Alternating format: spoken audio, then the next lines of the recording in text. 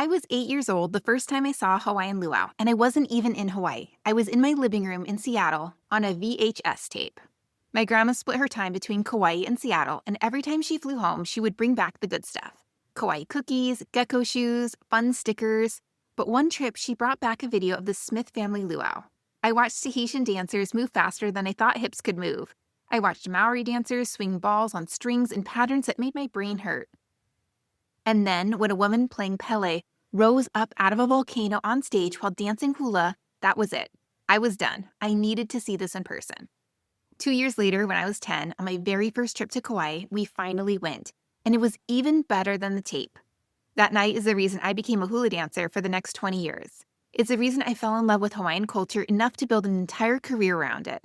It's why I've been to Hawaii more than 40 times and earned my certification as a Hawaii destination expert.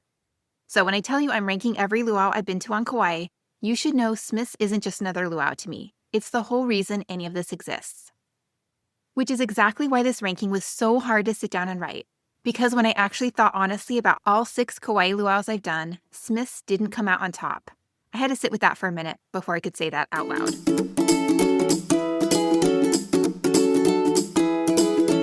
Aloha, I'm Marcie, and you're listening to Hawaii Travel Made Easy. Before we get into the list, one quick thing. If you've already built a Kauai itinerary and just want a second set of eyes on it, I now offer $50 itinerary reviews. Send me what you've got and I'll send back notes within 2 business days. And if you're still deciding whether a luau is even worth the money on your trip at all, go back and listen to episode 6, Are Luaus Worth It? Everything you need to know. And then come back here once you've decided you're in. And if you haven't even built the rest of your Kauai trip yet, episode 61 walks you through how to plan the whole island. Okay, here's how it shook out. My number 1, and honestly, this surprised me even more when I sat down and ranked these for real, is the Auli'i Luau at the Sheraton Kauai Resort in Poipu. This is Kauai's only true oceanfront luau, and the setting does a lot of the work. You're on a grassy lawn right on the water, and when we went, a photographer met us on the beach in that gorgeous golden hour light before we even checked in. The photos we got beat every cheesy luau photo I've ever paid for. But the setting isn't why it's number 1. It's the whole package. My son found a guy weaving coconut frond headbands the second we walked in, and by the time we sat down, he'd also cracked open a fresh coconut, pounded his own poi, and gotten an airbrush shark tooth tattoo.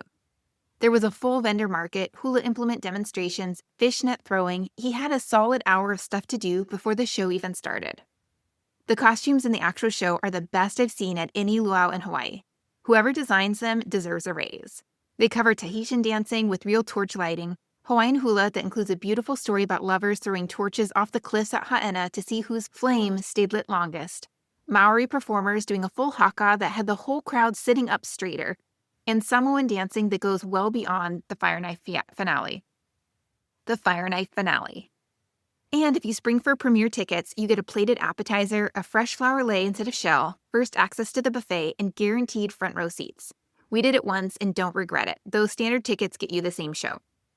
My son, who has now been dragged to luaus on 4 different islands, declared this one the best luau in Hawaii. That's a pretty high bar coming from a kid with that much luau experience behind him. It runs Monday and Wednesday nights, though I've seen a Thursday show added recently too, so double check when you book. Standard tickets run somewhere between $190 and $210. Premier is closer to $225. If you're staying anywhere in Poipu, this is a walk. We came from Koloa Landing and we were there in a few minutes. If you're on the east side, it's worth the 20 to 30 minute drive. Number 2 is Luau Kalamaku at Kilohana Plantation in Lihue. And this is the one I'd point to if you want proof that a luau doesn't have to follow the format every other luau follows. Most luaus are essentially a review, a Hawaii number, a Tahitian number, a Samoa number, back-to-back, loosely tied together by an MC. Kalamaku threw that format out. Instead, they built a full theatrical show around one continuous story. Ancient Hawaiian voyagers sailing from Tahiti to find these islands, told through drumming, chanting, and hula staged in the round on a circular stage in the middle of the room. My oldest thought the canoes on stage were straight out of Moana. It's basically Moana's actual origin story if Moana were real. You can add a ride on the Kauai Plantation Railway beforehand, which takes you through the sugarcane fields where you can feed goats, pigs, and donkeys. Last time I rode it, they handed me a free Mai Tai right there on the train, which tells you something about how the whole evening is run. My then 3-year-old asked to ride that train nearly every day for a year after his grandmother took him on it. When we finally went back and did the luau afterward, he was thrilled. The food is some of the best luau food on the island. The mashed purple sweet potatoes with coconut milk are worth the trip on their own, and the kalua pig and poi combination is the real deal. If you want more of my actual Kauai food picks beyond luau's, episode 102 covers where I eat when I'm on island. It runs Monday, Tuesday, and Friday with prices around $189 for the standard ticket, up toward $276 if you add the Manor House 4-course dinner beforehand. It's also one of the few Kauai luau's with round-trip shuttle service, which matters if you don't want to drive back after a few Mai Tais. One more thing families appreciate, it wraps up by 8:30, earlier than most Kauai luau's. If you're fighting jet lag with little kids, that's not nothing. Okay, so number 3 isn't technically a luau, it's a fire show. But I'm including it because it's one of the coolest evenings you can have on Kauai. This is the Ahi Lele Fire Show up at Anaina Hou Community Park in Kilauea on the North Shore. There's no big buffet spread here. When we went, we picked up box plate lunches, kalua pork, rice, mac salad, green salad, and ate at picnic tables on the lawn before the show. It's simple, but the food itself is really tasty. The show is where this one earns its spot. It opens with a coconut husking demonstration where they actually make coconut milk on stage, followed by a fire-making demonstration using sticks and coconut husks, no matches. Then comes the real show, a theatrical chant passed down from descendants of people who used to chant it to the volcanoes. Samoan fire knife dancing, Tahitian dancers carrying literal lit torches through full formations, and Maori poi ball dancing with the ball set on fire. My kids have not stopped talking about it since we went. One detail that always gets me, one of the drummers, Keli'i Kaneali'i, was an original member of the band Hapa. If you know Hawaiian music at all, that's a big deal. It's up at Kilauea, close to Princeville, so it makes the most sense if you're staying up on the North Shore. VIP front row tickets run around $139, general admission is $119, and kids are about $79. Number 4 is Smith's Tropical Paradise, and this is the one that started all of this for me. You already know about the VHS tape, so you know how deep my bias runs here. Smith's is still really great. It's the only luau on Kauai that showcases Asian cultures alongside Polynesian ones, Philippines and Japan included, which tracks since the whole thing was inspired by the Polynesian Cultural Center back in the 1960s. The 30-acre botanical garden setting with peacocks wandering around is unlike anywhere else on the island. And the working volcano on stage, where a dancer playing pele actually rises up out of it, still gives me chills every time. So here's my honest problem with it in 2026. The show hasn't really changed in more than 30 years. For a long time, I loved that about it. There's something really comforting about watching the same exact numbers I watched as a kid. But sitting through it again recently, right after seeing Auli'i's Maori haka and fire hula and Kalamaku's full theatrical staging, Smith's is starting to feel like it's coasting a little. The bones are still there, it just hasn't evolved the way some of the other newer shows have. So I'm not telling you to skip it. It's still one of the most affordable options on the island, with show-only tickets at $30 and the full experience around $150. And it's a legitimately great choice for families, with a 4th generation of the same family still running the whole thing. I'll probably keep bringing my own kids there because it means something to me. Just know going in that you're getting a beautifully preserved 1990s luau, not a reinvented one. It runs several nights a week depending on the season, and it's on the east side near Wailua, so it works no matter where you're staying. Number 5 is Luau Kahikina at the Sheraton Kauai Coconut Beach Resort in Kapa'a. My family was invited to check it out right after it opened, and it was just good to have a luau back in that stretch of the island at all. When I was a kid, there used to be one in that same area of Kapa'a, and it shut down long before I even started doing this professionally. Walking into Kahikina for the first time felt like Kapa'a finally got its luau back. It's a pretty standard format, a handful of pre-show activities followed by the dances you'd expect. But little touches stood out, like staff coming around to hand out drinks while we stood in line in the sun waiting to check in. On a hot Kauai afternoon with kids in tow, that's kind of the detail you remember. It's directed by Leilani Rivera-Lowe, a Grammy-nominated singer and respected kumu hula, and you can feel the artistic intention behind the show itself.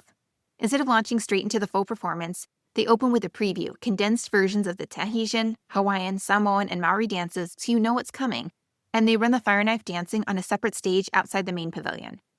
The most memorable moment I've had at any Kauai luau happened here, actually. A dancer named Kamalani performed to a song written and named for her by her own grandfather, a song later made famous by the late Israel Kamakawiwa Ole. This is the kind of detail that reminds you these performers aren't just going through the motions. It's right on the water, close to plenty of Kapa'a and Wailua hotels, and it wraps up by 8 p.m., which families dealing with jet lag will appreciate. If you're still deciding where to stay on that side of the island, episode 73 covers the best areas to stay on Kauai. Here's the update since I first reviewed this. It used to run 3 nights a week, and now it's down to Tuesday and Thursday only. So build your schedule around that if this is the one that you want. All right, number 6 is the Tahiti Nui Luau in Hanalei, and I'm ranking it last, but last on this list still means it's a fun night. It's just the most different from everything else here, and it's actually the only luau on the entire North Shore, which alone makes it worth knowing about if that's where you're staying. So I ended up booking this one for a group of travel bloggers visiting Kauai, and the timing worked out better than planned. It had been drizzling on and off all day, and since Tahiti Nui's indoors, none of that mattered. This is a small, family-run luau attached to the Tahiti Nui restaurant and tiki bar, which has been a fixture in Hanalei since 1963. And I love the food there well beyond just luau nights. There's no lay greeting, no photographer, no pre-show activities. You basically wait outside in a fenced area until doors open at 6. It's a little rough around the edges. During the imu ceremony, they told us there are no longer any pig farms on that side of the island, so instead of pulling a whole pig up from the ground, it was pre-chopped pieces in aluminum trays. It's still tasty, but just not the full spectacle. But once the show starts, it delivers. Hula kahiko, hula awana, a Tahitian dance section with drumming that filled the whole room since you're indoors, and fire knife dancing indoors, something I haven't seen anywhere else on Kauai. I also got pulled up on stage for the Tahitian lesson with my blogger friends watching from the audience. I hadn't performed on stage in a few years at that point, and I'd completely forgotten how much the outfit matters for that kind of dancing. I was in a flowy dress, and afterward, my friend told me they were disappointed they couldn't actually see my hips moving at all. So lesson learned, know what you're wearing before you volunteer to dance in front of a room. If you're already on the North Shore and you want something small and low-key rather than a big production, this is worth doing. If you've got young kids who need activities to stay entertained before dinner, this isn't the one. One more update since the last time I was there. I used to run Tuesday and Wednesday, and now it's down to Wednesdays only, and it's seasonal, so confirm it's actually running before you build a night around it. All right, 2 more that I want to mention because you'll see them come up if you're researching Kauai luau's, and I haven't done either one of them yet, so I'm not ranking them. The Grand Hyatt Kauai Luau in Poipu, also called the Hawaiki Nui Luau, has a reputation for having the best food of any luau on the island. Emu, kalua pork, grass-fed local beef, fresh catch. It's on my list for my next trip. And the Wailua Nui Luau at the Hilton Garden Inn on Wailua Bay is newer and produced by Theatrical Productions, the same company that's putting on Hawaiian shows for more than 50 years. I keep hearing good things about Hana no Yao craft activity they do before the show. Once I've actually been to both, I'll do a full episode. For now, consider them worth researching if none of my top 6 line up with where you're staying. So there it is, my honest ranking of every Kauai luau I've been to. For the full package and that oceanfront setting nothing else on the island can match. Kalamaku if you want a real theatrical story instead of a straightforward review. Ahi Lele if fire is what you're really after. Smith's if nostalgia and the Asian Polynesian mix matters more to you than a brand new show. Kahikina if you want something smaller and more artistically directed. And Tahiti Nui if you're on the North Shore and want something intimate and low-key. A full list of my trusted resources and links to book any of these are at hawaiitravelwithkids.com under Hawaii Resources. And if you're the kind of person who wants someone to actually look at your specific trip and tell you which luau makes sense for where you're staying and what your family cares about, that's exactly what I do in one-on-one consultations. 60 minutes is $149. 90 minutes is $199. And you can book at hawaiitravelwithkids.com under Hawaii Travel Consultant. If your itinerary is mostly built and you just want a second set of eyes, the $50 itinerary review at hawaiitravelwithkids.com under Hawaii Itinerary Review might be all you need. I'm also over on Instagram at Hawaii with Kids if you want to send me a DM with questions. And I've got a Facebook group, Hawaii Travel with Kids, where a whole community of families trade real-time travel advice about this kind of thing. Come join us. Thanks so much for listening. If this saved you from booking the wrong luau for your trip, share it with someone else planning a Kauai vacation. Talk soon. Aloha.